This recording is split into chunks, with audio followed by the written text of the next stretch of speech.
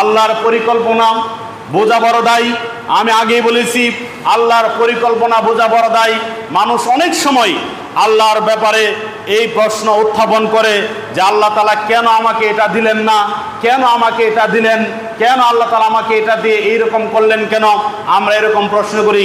কিন্তু নবী আলাইহিস সালামগণ কোনোদিন এই ব্যাপারে কোনো প্রশ্ন করেন নাই, কারণ তারা জানতেন যে আল্লাহ তাআলা উত্তম পরিকল্পনাকারী। আল্লাহ রাব্বুল আলামিন উত্তম পরিকল্পনাকারী। আপনি যদি কোনো বিপদে থাকেন তাহলে এটা হতে পারে আপনার কল্যাণের জন্য। আপনি যদি কোনো বিপদে থাকেন তাহলে এটা হতে পারে আপনার কোনো কল্যাণ আছে। হতে পারে আপনাকে আল্লাহ তাআলা এমন একটা বিপদে ফেলেছেন, সামনে হয়তো আরো বড় কোনো বিপদ ছিল, সামনে হতে পারে আরো বড় বিপদ ছিল, কিন্তু ওই বিপদটাকে কাটিয়ে আল্লাহ তাআলা আপনাকে ছোট একটা বিপদ দিয়ে দিয়েছেন, ছোট একটা পরীক্ষা দিয়েছেন। যেই সময়টাতে আমরা বিপদে পড়ি সেই সময়টাতে আমাকে আপনাকে পড়তে হবে ইন্না লিল্লাহি ওয়া ইন্না ইলাইহি রাজিউন, এই দোয়াটা পড়তে হবে।